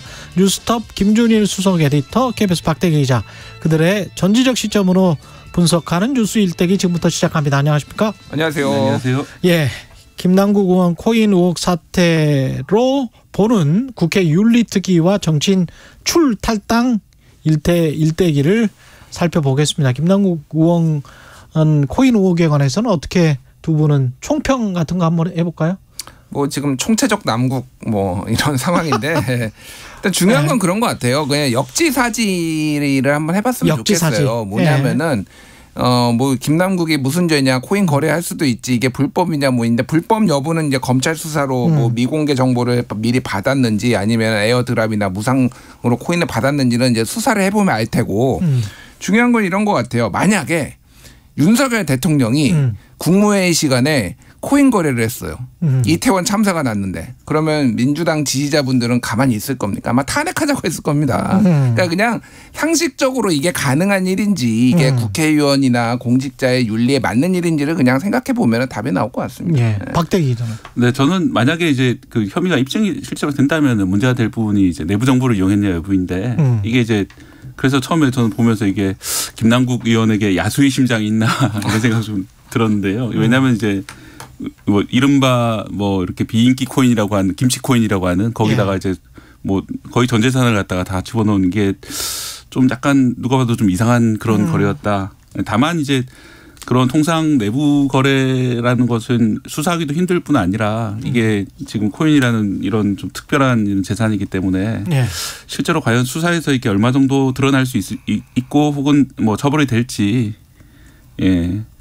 만약에 설령 문제가 있다 하더라도 처벌될 가능성도 되게 낮고 수사 법적으로는, 예, 법적으로는 그렇게 되지 않을까 생각이 좀 많이 들어요. 근데 정치적인 것과 법적인 거는 좀 분리를 해야 된다, 그런 말씀이시죠? 예, 맞습니다. 이제 결국은 뭐 합법이라 하더라도 이제 부적절한 건 부적절한 것이고요. 우리가 이제 정치가 밑으로 향하는 그런 경향이 있잖아요. 왜 적법한데 뭐가 문제야, 이렇게 어느 특정 정당뿐만 아니라 모든 당이 좀 그런 경향이 있는 것 같습니다. 그래서 그런 건 좀 다시 생각했으면 좋겠습니다. 재산 등록 공개 대상에 가상 자산이 당연히 포함돼야 될 것 같은데, 하여간 포함시키기로는 하는 거잖아요, 그죠? 네. 예. 그동안 이제 포함 안 됐다는 사실 자체가 저는 좀 얘기 안 된다고 생각이 들고요. 왜냐하면은 뭐 사실 이제 어마어마한 돈들이 이렇게 돌아다니고 있고, 이 정상적인 시장보다는 훨씬 더 이쪽이 더 위험할 수 있는 시장이잖아요. 이제 뭐 실명화도 문제가 있고 그렇기 때문에 당연히 이게 들어갔어야 되는데, 이걸 미리 안 만들어 놓은 것들도, 국회의원 재산, 특히 이제 고위공직자 재산에서 이런 부분을 빼놨던 것들도 좀 약간 정치인들이 잘못하고 있었던 게 아닌가 생각이 듭니다. 근데 요거는 좀 설명을 드리자면은 지금 현재 이제 가상자산법이 얼마 전에 통과가 됐고요. 최근에 부랴부랴. 그리고 공직자 재산 공개와 관련된 법안을 지금 바꾼다는 거잖아요. 논리는 그거였어요. 코인 자체를 이거를 재산으로 볼 것이냐 말 것이냐 법적 근거가 없는데 이거를 그러면 넣을 것이냐 말 것이냐에 대해서 논란과 이견이 있었다는 거. 저는 넣어야 된다라고 당연히 생각은 했지만은 이미 많이 늦었지만은 이 부분에 있어서 그러면 우리나라 금융이나 이런 데에서 이제 이거를 제도권으로 만약에 코인을 보호하면 어떤 기준으로 할 것이냐 뭐 이런 막 법적인 문제들이 사실 있었던 것도 사실이에요. 근데 이제 규제를 한다고 해서 그걸 제도적으로 보호한다는 거는 약간 좀 오해가 있는 것 같아요. 저는 이제 많은 이제 분들이 그렇게 주장하시는데 이거는 뭐 현실에 있기 때문에 어쩔 수 없이 이제 규제를 하는 것이고 그렇다 규제를 한다고 해서 그럼 지금부터 이제 정부가 보호해야 된다 그거는 약간 좀 다른 논리인 것 같습니다. 예를 들어서 이제 의미 없는 주식 같은 경우에도 문제가 있는 회사들도 일단은 증시에 상장되면은 거래는 되는 거거든요. 그렇죠. 그걸 이제 뭐 정부가 끝까지 뭐 가치를 보여주지 않잖아요. 그거는 잘못된 투자면은 결국은 이제 파산으로 가는 것이고. 근데 재산 공개나 신고의 입법 취지는 가령 뭐 이런 거잖아요. 내가 금괴를 가지고 있어요. 근데 우리 집에 와서 압수수색을 하지 않는 이상 내가 금괴 가지고 있는 걸 모를 거 아니에요. 근데 그거는 재산 공개와 관련된 법령의 입법 취지는 그거는 공개하라는 거잖아요. 내가 현금을 집에 돈다발로 뭐 50억을 가지고 있다. 그러면 이거는 공개하라는 건데 가상자산도 지금 이미 뭐 거래가 될 정도로 어떤 돈의 가치가 있는 거 아니에요. 그러면 그거는 당연히 그 공개하는 쪽으로 갔어야 되는 게 아닌가 싶기도 하고 실제로 국회의 사무처 감사관실이 올해부터는 공개를 해라라고 모든 대상자들한테 이야기를 했고 실제 뭐 대통령실 한 명하고 누구 한 명은 가상자산을 공개를 했더라고요. 그런 사례가 있기 때문에 입법 취지와 관련해서 생각을 해보면 이거는 당연히 공개를 했었어야 되는 그런 사안인 것 같기도 합니다. 저도 사실 그렇게 생각을 합니다. 다만 이제 제가 말씀드린 거는 그걸 변호하자라기보다는 그런 이제 논리 구조가 있었고 그런 약간의 이제 허점이 있었다라는 거고 지금 법을 이제 공직자재산공개법을 바꾸려고 하는데 그걸 특례 조항을 둬가지고 바로 지금 법이 통과되는 즉시 부칙으로 다 공개라라고 지금 넣겠다라는 거예요. 일종의 그러면은 전수조사 효과가 나는 거죠 지금. 그러니까 원래는 12월 30일을 기준으로 보통 이제 내년 다음에 2월, 3월에 이제 공개가 되거든요. 그래 바로 하겠다라는 겁니다 지금 국회에서는. 그리고 이 재산공개 제도와 관련해서는 자꾸 후퇴하는 것 같은데 그 가령 있지 않습니까? 그 아파트를 여러 채를 가지고 있잖아요. 국회의원들이 도움 호수를 공개를 안 해요. 최근 한 10년 동안의 그 경향성이 너무 뚜렷해지고 있는데 특히 국회의원들이 그렇습니다. 그러면 우리 같은 기자들은 가가지고 이 사람이 언제 샀는지 등기부등본을 떼서 이게 어떤 그 꼭 불법이 아니라도 투기적인 성격이 있는지를 확인을 해야 되거든요.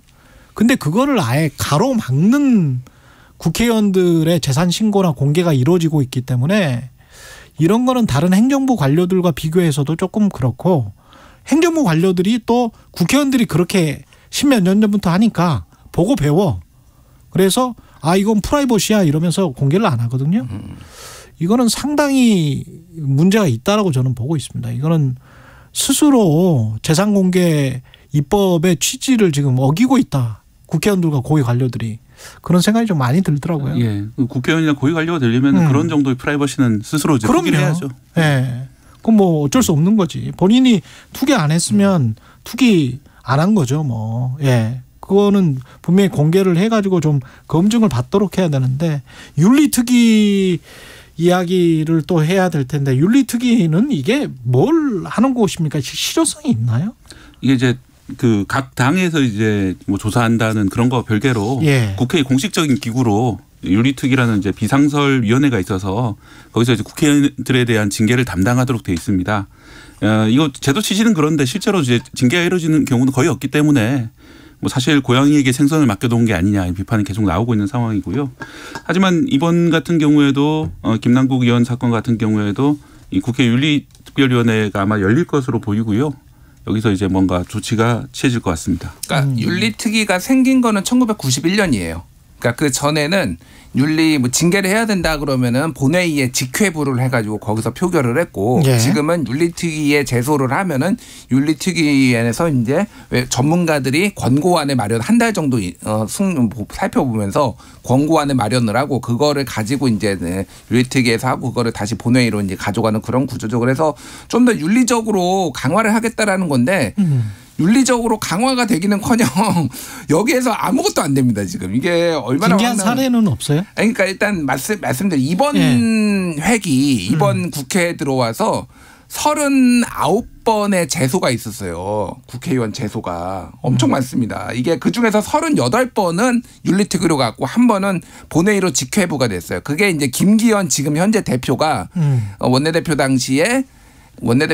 그러니까 그 검수완박법 소위 말하는 검찰 수사기소 분리법이 통과될 때 법사위원장직을 점거해가지고 요게 민주당 주도로 본회의에 해가지고 한 달 30일간 출석 정지를 맞은 거 빼놓고 지금 38명이 지금 김남국까지 포함해서 38명까지 지금 올라가 있거든요. 예. 어마어마합니다. 그래서 거꾸로 거슬러 올라가 보면 장경태 그 윤석열 대통령 방미 관련해서 그 아동의 키스한 게 성적 학대 그 발언 논란, 예. 태영호 제주 4.3, 조수진 이태원 참사 국정조사장에서 청담도 술자리 발언, 뭐 신원식, 신현영, 김의겸, 장경태 뭐 해가지고 지금 38건 있는데 한 건도 안 되고 있어요. 주로 말, 설화 때문에? 주로 이제 말이거나 아니면은 이제 부동산 문제라든지 이런 걸로. 이해상충, 박덕금 이해상충 같은 거는 있잖아요. 맞아요. 그러니까 그것도 2020년 10월 14일에 가족회사 피감기감 거액 공사 수주 뭐 이런 거. 근데 이게 이것도 그냥 넘어가기는 좀 이상해. 근데 이제 사법 예. 그러니까 근데 결국은 이게 무혐의 처분을 받았어요. 그래 사법부에서 무혐의 처분 받았지만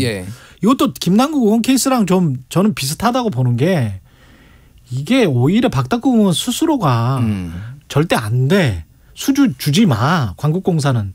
이렇게 지금 막아야 되는 상황인 거 엄청난 아니에요? 이해충돌이죠. 이거는 법하고 상관없이 이해충돌인데 이거를 수년 동안 뭐 지속해 온 건데 어찌됐든 이런 것들이 하나도 처리가 안 돼서 그러면은 지금 상황은 만약에 김남국 징계안이 올라가면은 다른 것도 이번에 같이 낼 수 있는 거 아니냐. 민주당이 이것도 하자라고 꺼내 들어가지고 뭐 그럴 얘기까지 지금 나오고 있어요. 그러니까. 그럴 수 있네. 예. 그다음에 징계한 사례는 하나도 없습니까 그러면?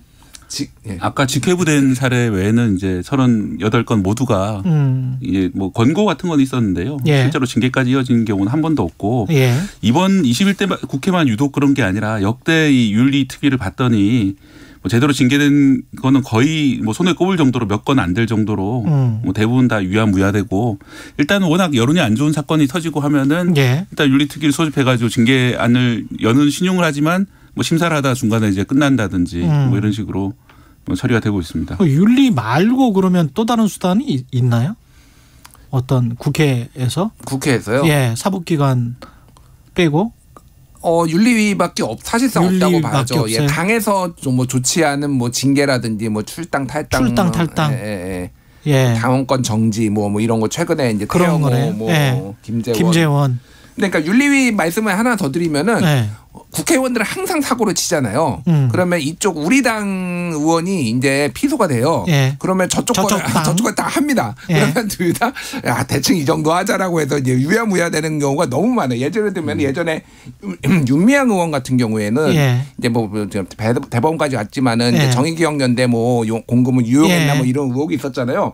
바로 박덕금 의원을 이렇게 민주당에서 제소를 해가지고 서로 이거를 같이 올리네 마네 뭐 이렇게 하다가 유야무야 된 경우가 있거든요. 그렇게 되는 거군요. 예. 그러면 자체적으로 뭐 탈당 같은 경우는 큰 징계로 비춰지지는 않은 것 같은데. 이게 그러니까 국회의원들한테는 징계라고 생각을 하는 거죠. 왜냐하면은 탈당하고 뭐 이를테면 제명이 되고 당에서 제명이 되고 이럴 경우에는 나중에 공천에서 불이익을 받을 가능성. 근데 국민들이 보기에는 뭐 아무것도 아닌 거죠. 그렇지.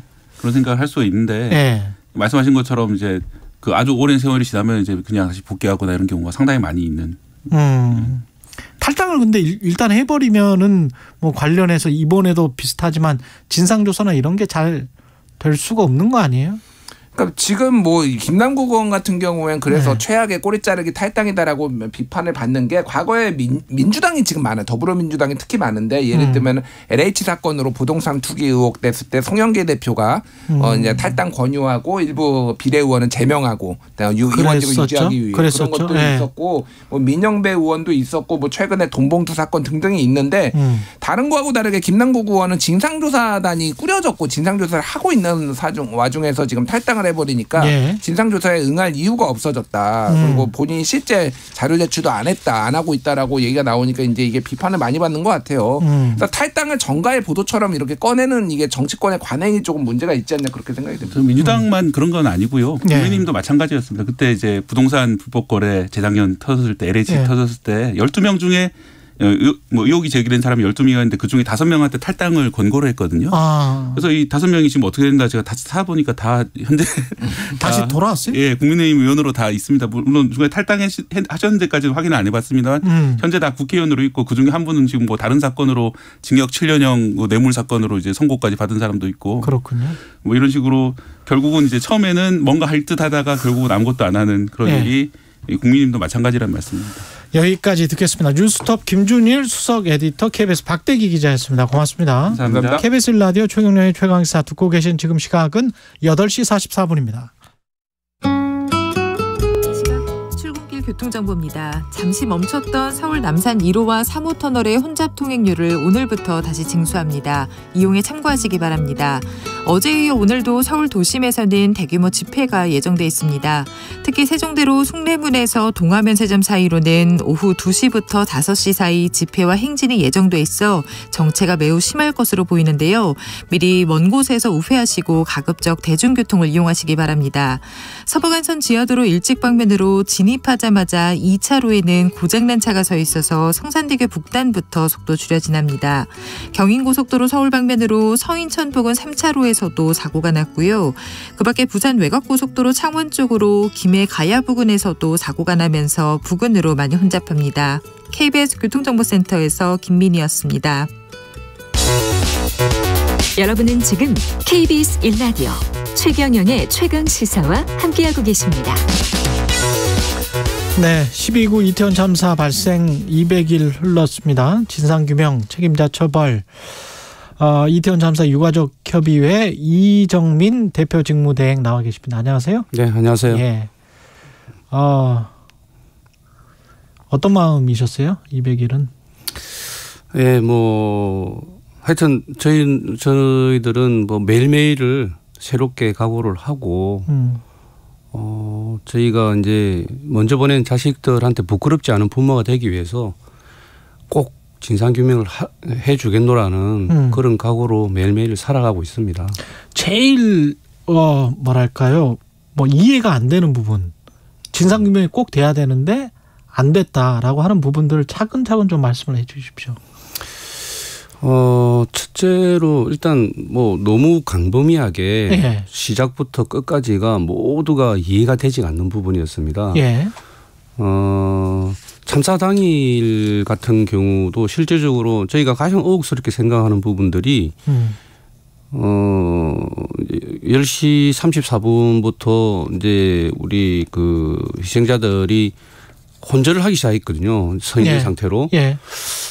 그 상태가 이제 그 현장에서 실제적으로 이제 마약 수사대는 50명이 파견돼서 현장에 목격을 하고 있었습니다. 사복 경찰들. 근데 이제 그 상황을 목격을 했으면 분명히 위에다가 보고를 했을 테고 그렇게 해서 지금 위급한 상황이 발생되니 빨리 조치를 해야 된다라고 이야기를 했어야 분명한 사실인데 같은 경찰인데 그런데 50분 동안 아무 조치가 없었어요. 그러니까 그렇게 서 있는 상태로 혼절이 된 상태로 50분을 그냥 방치가 돼 있었던 거죠. 그러니 도저히 빠져나올 수도 없고 살래야 살 수가 없는 그런 상태가 되어 있다는 게 제일 하여튼 굉장히 의혹스러운 부분이고요. 그때 그 사복 경찰들은 뭐 했나 그런 말씀이십니까? 그런 부분들이 전혀 밝혀진 바가 없고 도대체 어떤 상황으로 있었고 무엇을 하기 위해서 있었는지 그리고 그 상황에 당시에 그런 현장들을 목격을 하고 있었는지 안 했는지 어떤 조치를 했는지 예. 보고를 했는지 안 했는지 이런 모든 것들이 하나도 밝혀진 게 없습니다. 현장에 있었으면은 경찰 또 아니 그냥 일반 시민들도 신고를 할 정도였으니까 네네. 훨씬 그렇습니다. 이전부터 신고를 할 정도였으니까 네. 그러면 분명히 느꼈을 텐데 네네. 그걸 왜 상부에다 보고를 안 했을까 뭐 이런 근데 말씀이네요. 저희는 이제 그런 의혹을 이제 좀 풀어야 되는 부분들이 뭐냐면 예. 과연 보고를 했느냐 안 했냐 자체를 알 수가 없기 때문에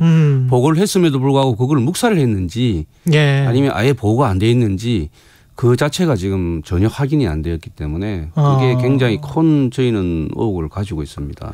그 과정 속에서 지금 헌법재판소까지 갔잖아요. 네네. 행안부 장관 같은 경우는 네네.